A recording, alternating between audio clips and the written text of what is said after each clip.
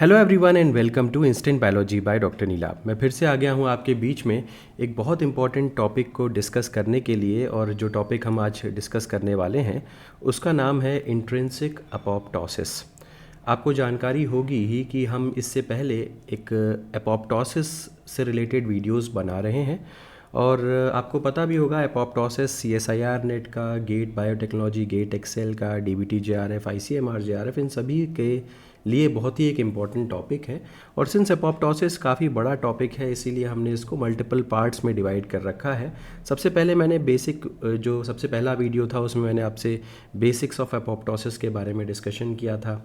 इसके बाद हम लोगों ने डिस्कस किया था अबाउट एक्सट्रिंसिक अपोप्टोसिस, और आज के वीडियो में मैं आपसे डिस्कस करने वाला हूँ इंट्रिंसिक अपोप्टोसिस के बारे में। तो चलिए बिना देर किए हुए शुरू करते हैं और एक एक पॉइंट देखते हुए चलते हैं इंट्रिंसिक अपोप्टोसिस के बारे में। तो इस वीडियो के अंदर हम पहले तो मैं बता देता हूं कि क्या क्या चीज़ें हमें यहाँ पे डिस्कस करनी है इंट्रिंसिक अपोप्टोसिस में। सबसे पहले पार्ट में मैं आपको थोड़ा सा बेसिक आइडिया दूंगा, इंट्रोडक्शन दूंगा इंट्रिंसिक अपोप्टोसिस से रिलेटेड। उसके बाद हम मैकेनिज़्म के बारे में बात करेंगे कि इंट्रिंसिक अपोप्टोसिस कैसे काम करता है, और उसके बाद हमें ये डिस्कस करना है कि जो इम्पॉर्टेंट जो डायग्रामेटिक रिप्रेजेंटेशंस हैं, इमेजेस हैं अच्छी अच्छी बुक्स से, वो आपको दिखाऊंगा। और फिर फाइनली हम लोग कुछ PYQs भी डिस्कस करेंगे इंट्रिंसिक अपोप्टोसिस से रिलेटेड। तो चलिए बिना देर किए हुए शुरू करते हैं। सबसे पहली जो बात यहाँ पे आपको अपनी स्क्रीन के ऊपर नज़र भी आ रही होगी कि इंट्रिंसिक अपोप्टोसिस जो होता है वो क्या होता है। सबसे पहले तो इंट्रिंसिक का मतलब ही क्या होता है। इंट्रिंसिक का मतलब है इंटरनल, यानी कि अपने अंदर से ही यहाँ पे सिग्नल आता है। किस चीज़ के लिए? सेल डेथ के लिए। तो पहला पॉइंट ही यहाँ पे आप देख सकते हैं, इसमें मेंशन्ड है इंट्रासेल्युलर, ये चीज़ लिखी हुई है इंट्रासेल्युलर डेथ सिग्नल्स। इंट्रासेल्युलर का मतलब from within cell, from within cell. तो यानी कि यहाँ पे क्या हो रहा होगा, सेल के अंदर से ही कुछ ऐसे सिग्नल्स आ रहे होंगे जिनसे कि सेल को पता लगता है कि अब हमें अपोप्टोसिस करवाने जाना होगा या हमें अपोप्टोसिस का प्रोसेस शुरू करना होगा। तो ये इंट्रासेल्युलर डेथ सिग्नल्स होते हैं। सेल के अंदर से ही सिग्नल्स आएंगे जिससे कि सेल को पता चलेगा कि अब समय आ चुका है कि हमें डेथ वाला जो पाथवे है उसको स्टार्ट करना होगा। अब एक बहुत इंपॉर्टेंट सवाल यहाँ से आता है, मल्टीपल टाइम्स यहाँ से पूछा गया है कि कौन सा ऑर्गेनील इन्वॉल्व रहता है जब भी हम इंट्रिंसिक पाथवे ऑफ अपोप्टोसिस को स्टडी कर रहे होते हैं। तो कौन सा ऑर्गेनील इसमें इंपॉर्टेंट रोल प्ले करता है? तो ये माइटोकॉन्ड्रिया। हमेशा याद रखिएगा, यहाँ से क्वेश्चन बहुत कॉमनली पूछा जाता है। तो विच ऑर्गेनील? तो याद रखना है माइटोकॉन्ड्रिया, ये इंपॉर्टेंट है। नेक्स्ट अगला पॉइंट की तरफ जाते हैं। माइटोकॉन्ड्रिया क्यों इंपॉर्टेंट है, माइटोकॉन्ड्रिया से क्या रिलेशन है इंट्रासेल्युलर डेथ सिग्नल्स का या इंट्रिंसिक अपोप्टोसिस का, वो अभी आगे देखते हैं। अब ये समझने की कोशिश करते हैं कि आखिर सेल के पास इस तरीके के सिग्नल्स आते क्यों हैं, या इंट्रिंसिक सिग्नल्स क्यों आते हैं, या सेल को क्यों डेथ का पाथवे लेना पड़ता है। आखिर ऐसी क्या वजह होती है, इंटरनली सेल के अंदर क्या चेंजेस हो रहे होते हैं जिसकी वजह से उसको डेथ का पाथवे लेना पड़ जाता है। तो इसको समझने की कोशिश करते हैं। अब एक तरीके से ऐसे समझिए कि आपने देखा होगा कि बहुत सारे लोग होते हैं जो सुसाइड कमिट कर लेते हैं। ऑब्वियसली उनकी लाइफ बहुत स्ट्रेसफुल होती है जिसकी वजह से उनको सुसाइड कमिट करना पड़ता है। ऑब्वियसली यही कॉन्सेप्ट हम सेल के अंदर भी लगा सकते हैं कि सेल भी डेथ तभी कमिट करेगा या डेथ का जो प्रोग्राम है उसको तभी एग्जीक्यूट करेगा जब सेल के अंदर कंडीशंस जो हैं वो एबनॉर्मल होंगी या स्ट्रेसफुल होंगी। इसी चीज़ को आगे पढ़ते हैं। तो सेल्यूलर स्ट्रेसेस की वजह से, यहाँ पे मैंने पॉइंट मेंशन भी कर रखा है, क्योंकि या बिकॉज ऑफ सेल्यूलर स्ट्रेसेस, जैसे कि कौन कौन से स्ट्रेसेस हो सकते हैं, जैसे कि मान लीजिए कि DNA डैमेज है।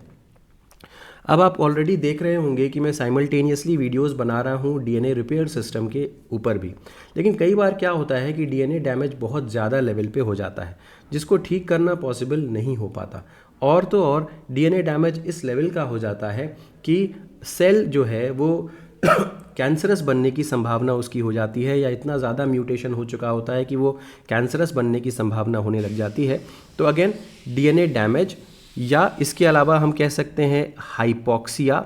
हाइपोक्सिया का मतलब क्या हो गया? अब ऑक्सीजन से जो ऑक्सीजन की जो प्रेजेंस होती है वो बहुत ज़्यादा नेसेसरी होती है किसी भी सेल को सरवाइव करने के लिए, खासकर ऐसे सेल्स जो एरोबिक एनवायरनमेंट में रहते हैं। अगर ऑक्सीजन कम हो जाएगा तो ऑब्वियसली सेल के लिए कंड्यूसिव एनवायरमेंटल कंडीशंस नहीं रह जाएंगी।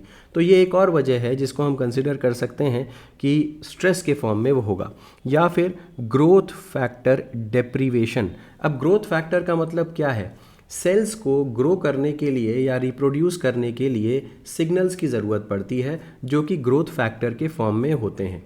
कई बार अगर ग्रोथ फैक्टर अवेलेबल नहीं है तो इसकी वजह से क्या होता है कि सेल को लगता है कि अब उसके लिए डेथ वाला जो पाथवे है उसको ले लेना ही सही होगा क्योंकि उसकी अभी ज़रूरत बॉडी के अंदर नहीं है। तो ग्रोथ फैक्टर डेप्रीवेशन ये भी एक प्रॉबेबल रीज़न हो सकता है जिसकी वजह से सेल्यूलर स्ट्रेस डेवलप होगा और अल्टीमेटली सेल की डेथ हो जाएगी। Next, causes cytochrome C release from the mitochondria. अब कहने का तात्पर्य ये है मेरा कि ये जो वजह हैं, यानी कि ये जो सेल्यूलर स्ट्रेसेस हैं, यहाँ पे मैंने जितनी भी रीजंस आपको बताए ये सेल्यूलर स्ट्रेसेस हैं। इन सेल्यूलर स्ट्रेसेस से रिजल्ट क्या होता है? इसकी वजह से एक रिजल्ट होता है और रिजल्ट क्या है? It causes cytochrome C release from the mitochondria. अब साइटोक्रोम सी ये माइटोकॉन्ड्रिया के अंदर पाया जाने वाला एक कंपोनेंट है, साइटोक्रोम सी। अब आपको पता होगा साइटोक्रोम्स जो हैं वो माइटोकॉन्ड्रिया के अंदर बहुत कॉमनली प्रेजेंट होते हैं और इलेक्ट्रॉन ट्रांसपोर्ट सिस्टम में उनका काफ़ी ज़्यादा इस्तेमाल भी होता है। तो इलेक्ट्रॉन ट्रांसपोर्ट सिस्टम में ये यूज़ होते हैं, बट कई बार क्या होता है जब सेल्यूलर कंडीशन ठीक नहीं है और स्ट्रेसफुल कंडीशंस हैं तो ये जो साइटोक्रोम सी होते हैं ये माइटोकॉन्ड्रिया से लीक आउट करने लगते हैं और माइटोकॉन्ड्रिया से लीक करके ये पहुंचने लग जाते हैं साइटोप्लाज्म के अंदर। तो यहाँ पे अगर मैं कंडीशन बनाने की कोशिश करूँ तो अगर हम देखें ये मेरा माइटोकॉन्ड्रिया का आउटर लेयर हो गया और यहाँ पे मैं बनाता हूँ माइटोकॉन्ड्रिया का इनर लेयर। ये माइटोकॉन्ड्रिया की इनर लेयर हुई। अब यहाँ से साइटोक्रोम सी, और अगर मैं सेल बनाने की कोशिश करूँ तो सपोज़ करिए कि ये सेल है। ऑफ कोर्स ये डायग्राम जो है वो स्केल पे नहीं है, ये सेल है। तो क्या होगा कि साइटोक्रोम सी यहाँ से लीक करके बाहर जाने लगेगा, यानी कि साइटोप्लाज्म में जाने लगेगा। तो माइटोकॉन्ड्रिया के अंदर होता है साइटोक्रोम सी जो लीक करने लग जाता है, निकल के बाहर जाने लग जाता है साइटोप्लाज्म के अंदर। और यही एक ट्रिगरिंग पार्ट है, यही factor cytochrome C intrinsic pathway को ट्रिगर कर देता है या एक्टिवेट कर देता है। तो यहाँ से क्वेश्चन भी पूछा जाता है कि कौन सा पार्ट या ट्रिगरिंग एजेंट कौन सा है, कौन सा कंपोनेंट माइटोकॉन्ड्रिया के अंदर ऐसा है जो इंट्रिंसिक पाथवे को ट्रिगर कर सकता है या एक्टिवेट कर सकता है। तो आपका जवाब होना चाहिए आपका जवाब होना चाहिए साइटोक्रोम सी। तो जल्दी से इसको एक बार फिर से देख लीजिए। यहाँ पे अगर मैं इसको छुपा रहा हूँ तो आप देख सकते हैं इंट्रिंसिक पाथवे एक्टिवेट हो जाता है। ये पॉइंट हो गया पहली स्लाइड की, सारी बातें मैंने यहाँ पे आपको बता दी। अब आगे बढ़ते हैं और अगली स्लाइड की तरफ बढ़ते हैं। तो यहाँ पे मैंने बेसिकली एक डायग्राम आपको दिखाया हुआ है और ये डायग्राम मैंने लिया हुआ है ब्रूस एंड एल्बर्ट से। बहुत ही बेहतरीन डायग्राम है और इस डायग्राम में आप ये सीख सकते हैं कि आखिर माइटोकॉन्ड्रिया से किस तरीके से साइटोक्रोम सी का लीकेज होता है। तो आप यहाँ पे देखें, फर्स्ट जो ए वाला जो इमेज है ये साइटोक्रोम को यहाँ पे जीएफपी या ग्रीन फ्लोरोसेंस प्रोटीन से टैग कर रखा है। ये कंट्रोल सेल है, यानी कि इसके अंदर हमने कोई भी बदलाव अभी नहीं किया है, ये कंट्रोल सेल है हमारा। ठीक है, अब क्या करते हैं, इसके बाद हमने इसको यूवी से ट्रीट कर दिया, अल्ट्रावायलेट रेज से ट्रीटमेंट कर दिया। अब ऑब्वियसली अल्ट्रावायलेट रेडिएशंस क्या करेंगे, ये आपके स्ट्रेस को बढ़ा देंगे, सेल्यूलर स्ट्रेस को इंक्रीज़ कर देंगे। अगर सेल्यूलर स्ट्रेस इंक्रीज़ होगा तो ऑटोमेटिकली साइटोक्रोम सी माइटोकॉन्ड्रिया से लीक आउट करने लग जाएगा। अब यहाँ पे आप देख सकते हैं ये जो रेड कलर से दिख रहा है वो माइटोकॉन्ड्रियल डाई है, लाल रंग का जो आपको दिख रहा है वो माइटोकॉन्ड्रिया है, और ग्रीन कलर का जो भी दिख रहा है वो आपका साइटोक्रोम है। क्योंकि यहाँ तक तो कंट्रोल था इसीलिए साइटोक्रोम जो है वो माइटोकॉन्ड्रिया के अंदर पर ही है। लेकिन अगर आप अल्ट्रावायलेट रेज से अल्ट्रावायलेट रेज से ट्रीट करने के बाद देखेंगे तो आप ये पाएंगे इस जगह पे, यहाँ पे इस सेल के अंदर, यहाँ पे, इधर, इधर, तो अगर हम देखें तो 1 2 3 4 5 6 और ये हो गया 7, लगभग 7 सेल्स के अंदर ऐसा देखने को मिल रहा है कि जो साइटोक्रोम सी था वो निकल करके पूरा का पूरा माइटोकॉन्ड्रिया से बाहर आ गया है और साइटोप्लाज्म में भर गया है। और मैंने आपको बताया था कि यही तो ट्रिगरिंग एजेंट है, या यही तो ट्रिगर करता है, ट्रिगर करेगा। किस चीज़ को ट्रिगर करेगा? इंट्रिंसिक एपोप्टोसिस को ट्रिगर करेगा। तो ये एक बहुत ही बेहतरीन एक्सपेरिमेंट है जिसके थ्रू ये पता चल पाया कि आखिर क्या ट्रिगरिंग एजेंट है जो इंट्रिंसिक एपोप्टोसिस को ट्रिगर करता है। तो अगर आप चाहें तो आप इसको स्टडी कर सकते हैं। इस डायग्राम का जो रेफरेंस है ये ब्रूस एंड एल्बर्ट्स की बुक से ये मैंने लिया हुआ है, तो आप इसको चेकआउट कर सकते हैं अगर आप चाहें तो। ठीक है, तो ये हो गई इमेज, इसमें मैंने आपको सारी डिटेल्स बताई। नेक्स्ट आगे बढ़ते हैं और मैकेनिज़्म थोड़ा सा देखते हैं। उससे पहले एक पॉइंट और आपको बताना है कि जो इंट्रिंसिक एपोप्टोसिस होती है, यहाँ पे हम लिख भी देते हैं इंट्रिंसिक एपोप्टोसिस। इंट्रिंसिक एपोप्टोसिस को एपोप्टोसिस बाय नेग्लेक्ट कहा जाता है, एपोप्टोसिस बाय नेग्लेक्ट कहा जाता है। और रिसेप्टर मीडिएटेड एपोप्टोसिस, जिसको हम लोग अभी इसके पीछे वाले वीडियो में पढ़ कर के आ रहे हैं, जिसको हम लोग एक्सट्रिंसिक एपोप्टोसिस का नाम भी देते हैं, एक्सट्रिंसिक एपोप्टोसिस को एपोप्टोसिस बाय इंस्ट्रक्शन कहा जाता है। अब दोनों के बीच में या ये नाम अलग अलग क्यों दिए गए हैं इसको समझना ज़रूरी है। एपोप्टोसिस बाय नेग्लेक्ट का अर्थ ये है क्योंकि यहाँ पे एपोप्टोसिस इस वजह से हो रही है क्योंकि सेल्यूलर स्ट्रेसेस को नेग्लेक्ट किया गया कहीं ना कहीं, या सेल का जो इंटरनल इन्वायरमेंट था वो कंड्यूसिव नहीं था, बाहर से किसी ने इंस्ट्रक्शन नहीं दिया और नेग्लेक्ट की वजह से ही यहाँ पे सेल की डेथ होने लगी इंट्रिंसिक पाथवे को फॉलो करके, इसीलिए इसको एपोप्टोसिस बाय नेग्लेक्ट कहते हैं। दूसरी स्थिति में जब हम एक्सट्रिंसिक एपोप्टोसिस की बात कर रहे हैं तो इसको एपोप्टोसिस बाय इंस्ट्रक्शन इसलिए कहा जा रहा है क्योंकि यहाँ पे बाहर से इंस्ट्रक्शन दिए जा रहे हैं, आउटसाइड से इंस्ट्रक्शन आ रहा है सेल के पास कि भाई आपको सेल डेथ वाले प्रोग्राम को एक्टिवेट करना है, इसीलिए इसको एपोप्टोसिस बाय इंस्ट्रक्शन कहा जाता है। तो ये दोनों पॉइंट काफ़ी इंपॉर्टेंट है, इसको याद रखना है। अब आगे बढ़ चलते हैं और मैकेनिज़्म के बारे में डिस्कस करते हैं। यहाँ पे मैकेनिज़्म को स्टडी करने के लिए काफ़ी सारी इंपॉर्टेंट बातें हैं, इन सभी को डील करेंगे एक एक करके, और क्योंकि इस पे ही ज़्यादातर क्वेश्चंस पूछे जाते हैं। तो जल्दी से देखते हैं मैकेनिज़्म को। माइटोकॉन्ड्रियल आउटर मेम्ब्रेन परमिएबलाइजेशन, तो सबसे पहला जो स्टेप देखने को मिलता है वो होता है माइटोकॉन्ड्रियल आउटर मेम्ब्रेन परमिएबलाइजेशन। इसको एक नाम दिया गया है, माइटोकॉन्ड्रियल आउटर मेम्ब्रेन परमिएबलाइजेशन को एक एब्रीविएशन दिया गया है जिसको बोलते हैं MOMP। तो कहने का मतलब क्या है, ये माइटोकॉन्ड्रिया की आउटर मेम्ब्रेन है। अगर हम यहाँ पे देखें तो ये आउटर मेम्ब्रेन है और ये है आपका इनर मेम्ब्रेन। ठीक है, तो यहाँ पे माइटोकॉन्ड्रिया की आउटर मेम्ब्रेन का क्या हो जा रहा है, परमिएबलाइजेशन का मतलब क्या हो गया, अभी तक ये मेम्ब्रेन साइटोक्रोम सी के लिए परमिएबल नहीं थी, यानी कि साइटोक्रोम सी जो माइटोकॉन्ड्रिया के अंदर था वो अंदर ही रहता, वो बाहर नहीं निकल सकता था क्योंकि आउटर मेम्ब्रेन परमिएबल ही नहीं है, साइटोक्रोम सी को बाहर भेजने के लिए परमिएबल नहीं थी।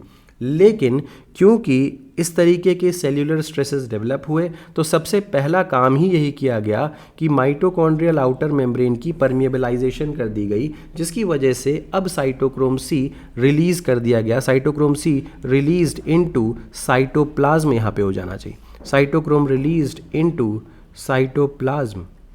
तो यहाँ से ये सवाल पूछा जा सकता है कि कहाँ पे रिलीज़ होता है साइटोक्रोम सी, तो साइटोक्रोम सी किस में रिलीज़ हो जाएगा जी, साइटोप्लाज्म में। अब जैसे ही साइटोक्रोम सी साइटोप्लाज्म में रिलीज़ होगा, साइटोप्लाज्म में एक दूसरा कंपोनेंट बैठा है जिसका नाम है APAF1। ये इंपॉर्टेंट पॉइंट है, इसको याद रखिएगा कि साइटोक्रोम सी किसके साथ इंटरैक्ट करता है जाके। तो साइटोक्रोम सी निकला बाहर साइटोप्लाज्म में, साइटोप्लाज्म में मौजूद था एपैफ1। अगर एपैफ1 का फुल फॉर्म जानने में इंटरेस्टेड है तो इसको बोलते हैं एपोप्टोटिक प्रोटीएज एक्टिवेटिंग फैक्टर। ठीक है, एपैफ1 का नाम है apoptotic protease activating factor.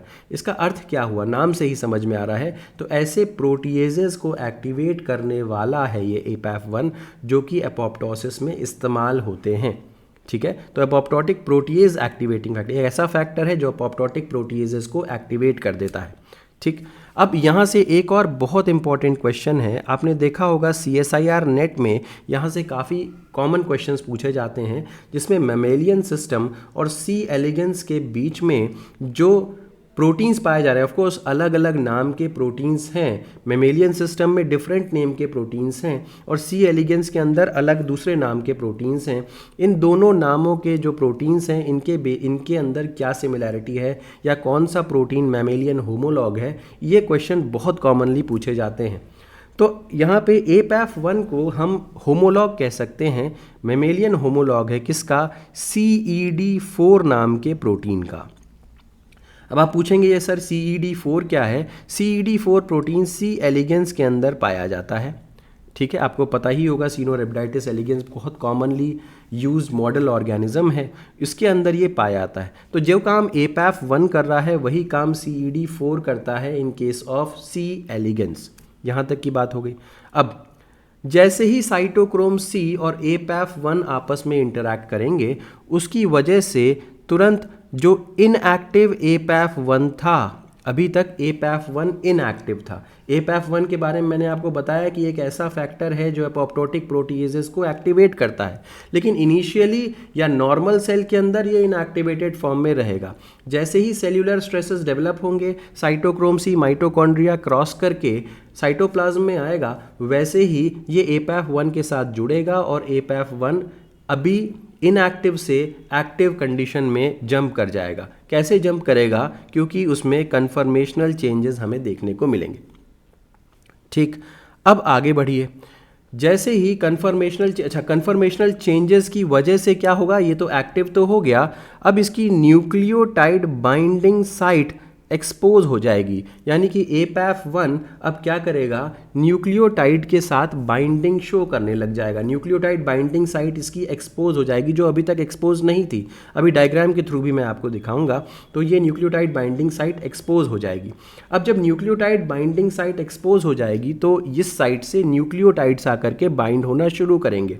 Deoxy nucleotides आकर के बाइंड होना यहाँ पे शुरू करेंगे, जिसकी वजह से एक और सेकेंड कन्फर्मेशनल चेंज देखने को मिलेगा। ये सेकेंड कन्फर्मेशनल चेंज देखने को मिलेगा। तो पूछा जा सकता है कि एपैफ1 के अंदर साइटोक्रोम C के बाइंड होने से कितने कन्फर्मेशनल चेंजेस हो रहे हैं। तो पहला कन्फर्मेशनल चेंज साइटोक्रोम C के बाइंड होने से हुआ, जिसकी वजह से न्यूक्लियोटाइड बाइंडिंग साइट एक्सपोज हुई। उसके बाद डीऑक्सी न्यूक्लियोटाइड्स आकर के वहाँ पे बाइंड करते हैं, जिसके कारण दूसरा ओरिएंटेशन चेंज देखने को, कन्फर्मेशनल चेंज देखने को मिलता है। और उसके कारण एपैफ1 exposes both oligomerization and card domains। अब एपैफ1 में क्या होगा, ऑलिगोमराइजेशन हो जाएगा, यानी कि मल्टीपल सब यूनिट्स एपैफ1 के, एक एपैफ1 ये है, दूसरा ये है, तीसरा ये है, इस तरीके से एपैफ1 आकर के आपस में कंबाइन करने लग जाएंगे। इसको बोलेंगे ऑलिगोमराइजेशन। और इन्हीं के अंदर एक कार्ड डोमेन होता है, इसके बारे में मैं पहले भी बता चुका हूँ वीडियो में। तो कार्ड डोमेन पाया जाता है और वो भी एक्सपोज यहाँ पे हो जाएगा। तो मैंने आपको बताया अभी कि कुल मिलाकर के कितने एपैफ होंगे यहाँ पे, तो कुल मिलाकर के 7 एपैफ मोनोमर्स आपस में जुड़ेंगे, ऑलिगोमराइज होने लग जाएंगे। तो 7 एपैफ मोनोमर्स आपस में ऑलिगोमराइज होंगे और हेप्टामरिक कॉम्प्लेक्स बना लेंगे। हेप्टा मतलब 7, तो 7 एपैफ1 आपस में आकर के जुड़ गए, हेप्टामरिक कॉम्प्लेक्स बना लिया, और इसी को बोला जा रहा है एपोप्टोसोम। क्या बोला जाएगा, एपोप्टोसोम। ये बहुत इंपॉर्टेंट नाम है, यहाँ पूछा जा सकता है कि एपोप्टोसोम में कितने एपैफ होते हैं। तो 7 एपैफ आपस में आकर के जुड़ेंगे, 7 एपैफ मोनोमर्स आपस में आकर के जुड़ जाएंगे, ये बात याद रखनी है। नेक्स्ट आगे बढ़ते हैं। तो अब जो कार्ड्स होते हैं, डोमेन्स, एपैफ के जो डोमेन्स हैं उनको हम कार्ड बोल रहे हैं, कार्ड डोमेन्स। ठीक है, तो हर एपैफ 1 के जो कार्ड डोमेन है वो आपस में आकर के जुड़ रहे हैं, वो सेंटर में मौजूद है, जिसकी वजह से कैस्पेज 9 एक्टिवेट हो जाएगा। कौन एक्टिवेट हो जाएगा जी? कैस्पेज 9 एक्टिवेट हो जाएगा, और कैस्पेज 9 एक्ट करेगा, एक्ट्स ऑन प्रोकास्पेज 3, प्रोकास्पेज 3 के ऊपर एक्ट करेगा। मैं पहले भी बता चुका हूं, प्रोकास्पेज का मतलब होता है इनएक्टिव कास्पेज, तो इनएक्टिव कास्पेज 3 के ऊपर एक्टिवेट करेगा, और इस इनएक्टिव कास्पेज को, इनएक्टिव प्रोकास्पेज 3 को, इसको कैस्पेज 3 में कन्वर्ट कर देगा। अब आप जानते हैं कि कैस्पेज 3 आगे चल करके एग्जीक्यूशनर कैस्पेज है, तो आगे चल करके क्लीवेज करने लगेगा और जो भी अपोप्टोसिस है उसको करवाने लग जाएगा। तो ये कैस्पेज 3 की बात यहाँ तक समझ में आ गई। तो एक बार दोबारा दोहरा लीजिए, सबसे पहले क्या हुआ मैकेनिज्म में, MOMP हुआ सबसे पहले, साइटोक्रोम सी बाहर आया, साइटोक्रोम सी एपैफ 1 के साथ जुड़ा, एपैफ 1 में 2 कन्फर्मेशनल चेंजेस हुए, जिसकी वजह से मल्टीपल एपैफ यानी कि 7 एपैफ 1 आपस में आकर के जुड़े, उनके कार्ड डोमेन्स आपस में जुड़े, और उसके बाद कैस्पेज 9 एक्टिवेट हुआ। कैस्पेज 9 ने प्रो कैस्पेज 3 के ऊपर एक्ट किया और कैस्पेज 3 बना, और फिर फाइनली अपोप्टोसिस होने लगी। अब ये सारी की सारी बातें जो अभी तक हमने यहाँ पे देखी, उसको डायग्रामेटिक रिप्रेजेंटेशन के थ्रू अगर देखें तो ज़्यादा बेहतर ढंग से हमें समझ में आ सकता है। तो सबसे पहले अगर हम यहाँ पे देखें तो ये है हमारा, अगर देखें तो ये है मेरा माइटोकॉन्ड्रिया। अब माइटोकॉन्ड्रिया के अंदर यहाँ पे मौजूद है cytochrome C. Cytochrome C normal mitochondria से बाहर निकल करके इसलिए नहीं जा सकते क्योंकि वहाँ पे मेम्ब्रेन, आउटर मेम्ब्रेन परमेबलाइज नहीं होता, लेकिन क्योंकि यहाँ पे सबसे पहले MOMP हो चुका है, इसीलिए यहाँ पे साइटोक्रोम सी का रिलीज़ होने लगा। तो देखिए साइटोक्रोम सी क्या हुआ, ये आपके साइटोप्लाज्म के अंदर पहुँच गया। कहाँ पहुँच गया जी? साइटोप्लाज्म में पहुँच गया। अब यहाँ तक की तो बात समझ में आ गई। अब यहाँ पे मौजूद है, साइटोप्लाज्म में मौजूद है एपैफ 1। ये कहाँ मौजूद है? ये साइटोप्लाज्म में मौजूद है, वेट कर रहा है किसका? आपके जो साइटोक्रोम सी है उसका वेट कर रहा है। अब आप यहाँ पे देख सकते हैं इनिशियली जो एपैफ 1 है वो इनएक्टिव होता है, एक तरीके का अडेप्टर प्रोटीन ही है, लेकिन इनिशियली इनएक्टिव है। इनिशियली इनएक्टिव है क्योंकि यहाँ पे ब्लॉक्ड DATP बाइंडिंग साइट, देखिए मैंने आपको बताया था कि न्यूक्लियोटाइड बाइंडिंग साइट इसकी इनिशियली एक्सपोज्ड नहीं रहती है। अब बिना ATP के ये काम नहीं करेगा, ATP चाहिए, ATP लेकिन बाइंड करने के लिए बाइंडिंग साइट होनी चाहिए जो इनिशियली अनएक्सपोज्ड होती है।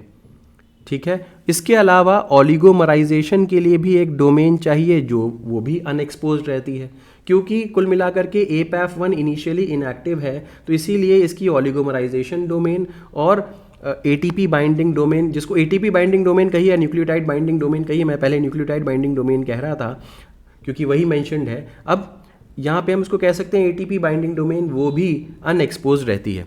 अब लेकिन जैसे ही आपका साइटोक्रोम सी जाकर के एपैफ 1 से बाइंड करता है तो एपैफ 1 जो इनएक्टिव था वो एक्टिव बन जाएगा, जिसके कारण से ATP बाइंडिंग डोमेन ओपन हो जाएगी या एक्सपोज हो जाएगी और ATP आकर के यहाँ बाइंड कर जाएगा। इसके अलावा ओलिगोमराइजेशन डोमेन वो भी ओपन हो जाएगी, जिसकी वजह से मल्टीपल एपैफ आकर के आगे चल करके आपस में जुड़ जाते हैं। जहाँ पे आप देख भी सकते हैं 7 एपैफ्स आकर के आपस में जुड़ते हैं और ATP, ये जुड़ने में ATP कंज्यूम होता है और ये कन्वर्ज हो जाता है DATP में।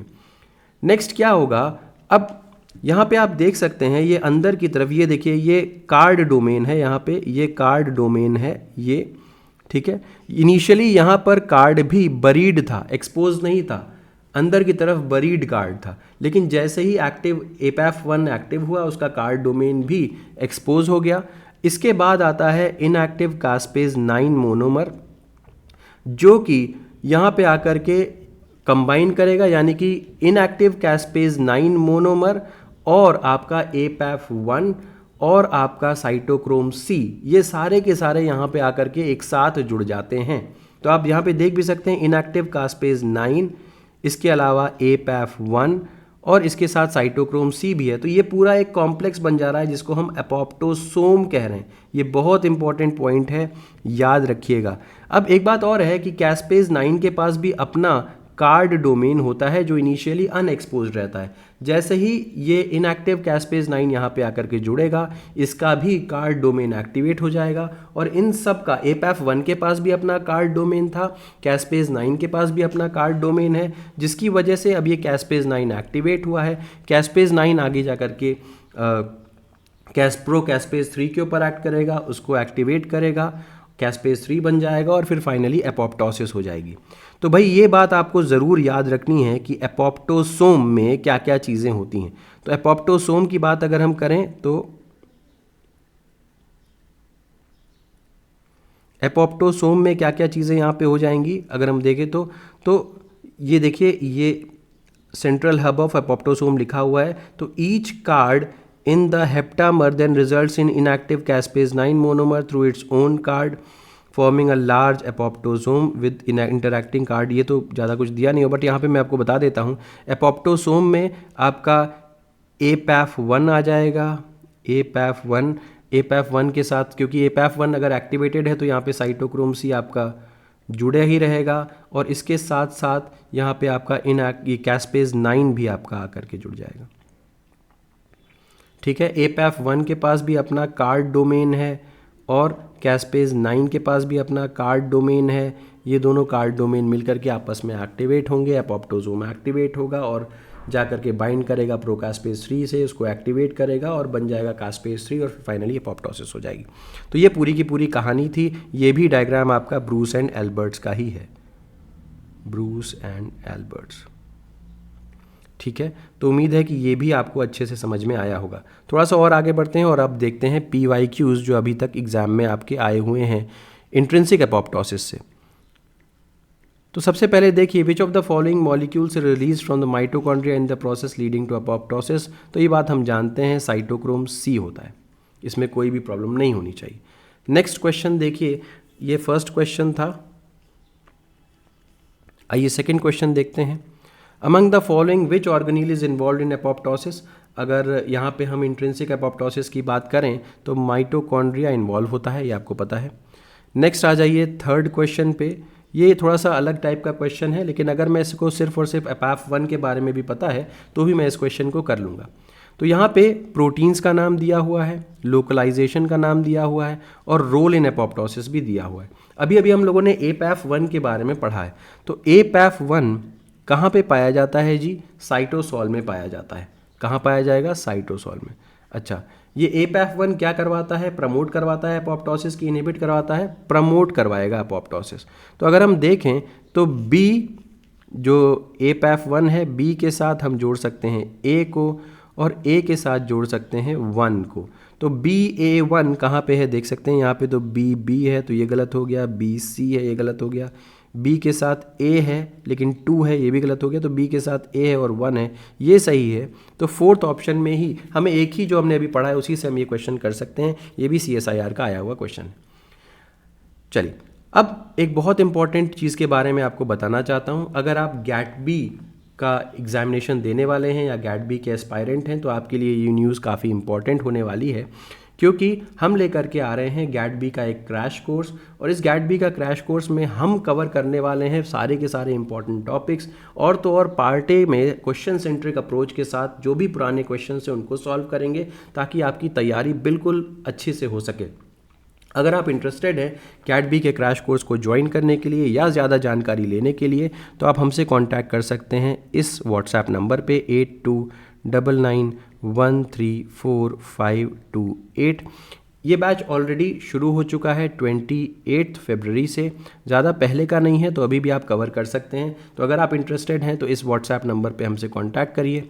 हम ऑलरेडी इस जो बैच चल रहा है इसके ऊपर एक वीडियो बना चुके हैं कि क्या क्या इस बैच को करने से फ़ायदे हैं, आप चाहें तो उसको भी चेकआउट कर सकते हैं। उम्मीद है कि ये वीडियो पसंद आया होगा, इसको ज़रूर लाइक करिएगा अगर पसंद आया हो। चैनल को सब्सक्राइब करना ना भूलिएगा, अपने फ्रेंड्स के साथ भी ज़रूर शेयर करिएगा और हमें आगे ये भी बताइएगा कि आप और कौन से टॉपिक्स पढ़ना चाहते हैं। Thank you so much, have a good day.